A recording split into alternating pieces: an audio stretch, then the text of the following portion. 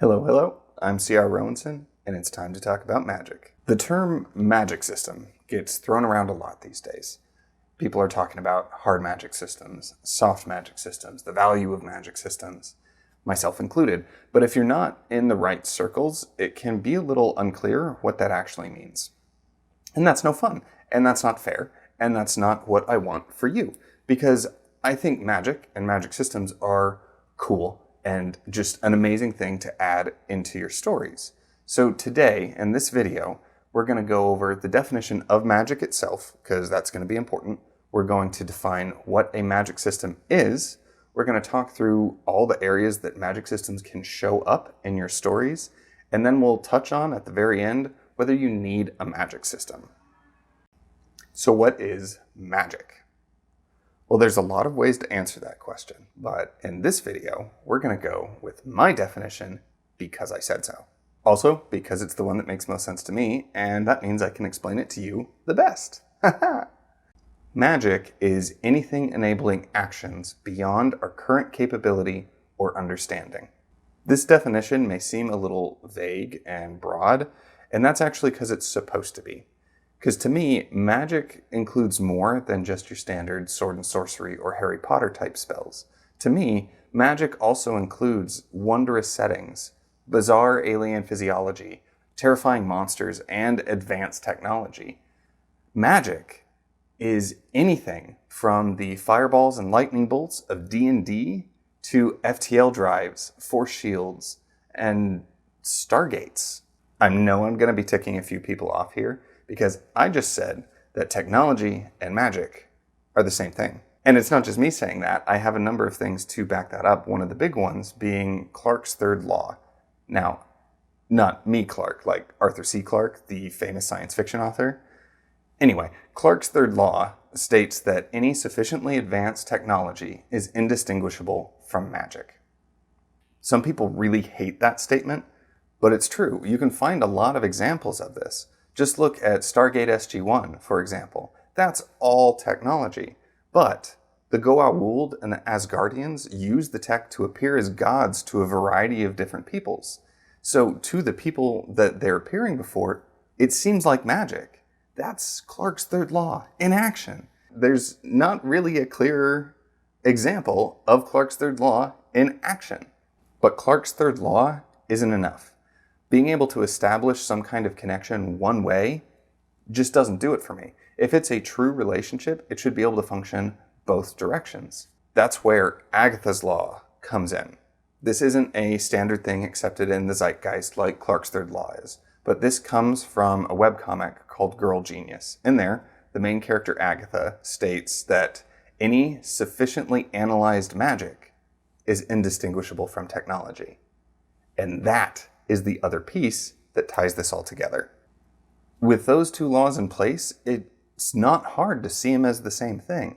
They're different magic systems, they're distinct, and they have their own characteristics, but they're both magic, because magic can masquerade as technology, technology can masquerade as magic, because they're the same. So with that in mind, now that you know what magic is, let's talk about magic systems. So what is a magic system then? That's the point of all of this, right? Well, a system is a set of policies or procedures by which a specific thing is done.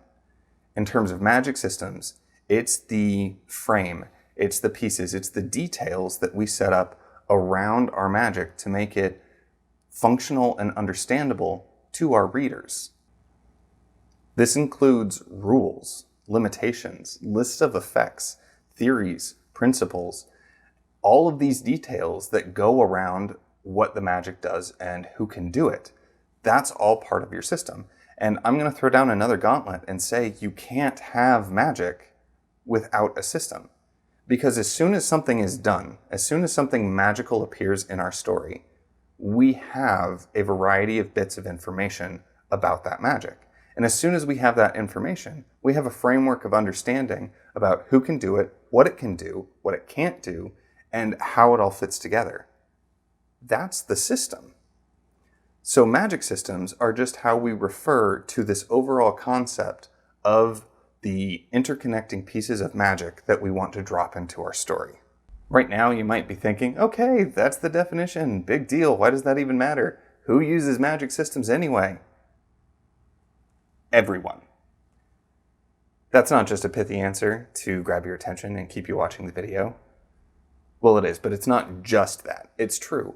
We see magic in all forms of fiction, all over the place, from all different kinds of creators. Let's talk through a couple of these, because magic really can appear in any kind of medium or genre. Let's start with the most obvious, fantasy. I know that's kind of like shooting fish in a barrel, but I want to start here so that when we move on to the others, you can really see how they connect. So let's start with one of the most classics, Lord of the Rings. In Lord of the Rings, we have Sauron, the Dark Lord, Saruman, the White, Gandalf, the Grey. We have dragons, we have trolls, we have Galadriel, we have the One Ring. There's a lot of magic in Lord of the Rings. Next, let's talk about magic and science fiction. I'd be remiss if I didn't at least touch on Star Wars here. The first thing you're probably thinking of is force powers. And you're right, the Force is a magic system. There's all sorts of interesting things that the Jedi and the Sith can do that we learn about over the course of the movies. But that's not the only magic present in the Star Wars universe. Because remember, it's anything enabling actions beyond our current capability or understanding. With that definition, the hyperdrives fall in that category. The droids, the force fields, all of that kind of stuff is its own magic system. Granted, it's a separate magic system from the Force, but it's still magic that exists in the story. Then there's Dune by Frank Herbert. You'd be hard-pressed to convince me there isn't magic in this book. We have the Bene Gesserit that have incredible, almost flawless control over their body and minds. We have the Mentats that are developed to be replacements for artificial intelligence. And on top of all that, we have the navigators who help people travel across space. I don't know what else to call that. That's magic. Now for magic and horror. Do I really need to convince you of this? That's fine. I love horror. Let's do this. One of the key tenets of horror is that we fear what we don't understand. So what better way to make something horrifying than to give a person, a creature, or a place some kind of abilities or effects that we can't anticipate, understand, or explain?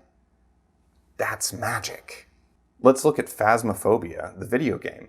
You're wandering around a haunted house trying to detect ghost and spiritual activity, and things start to get out of hand.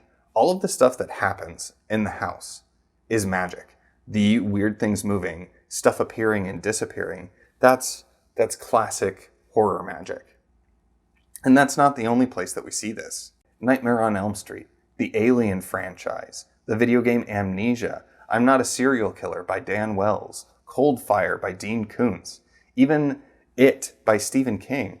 All of these things have these elements of the terrifyingly unknown and unknowable. And that's the point. That's what magic is, and that's why magic can fit so well into your horror stories.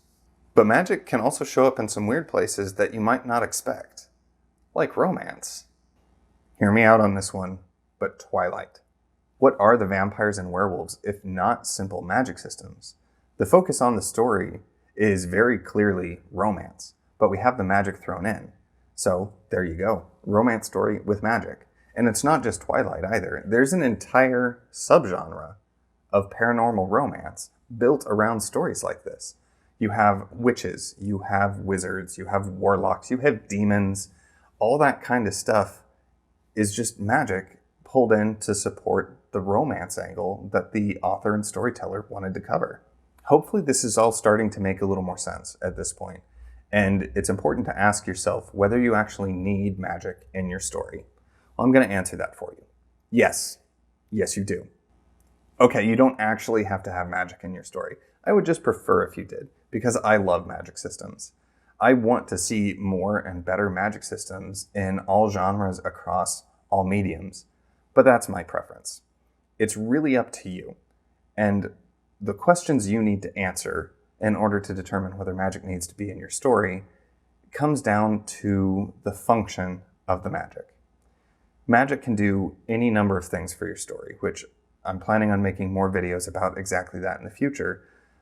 But ask yourself why you want to throw it in. And the answer of because it's cool is just fine.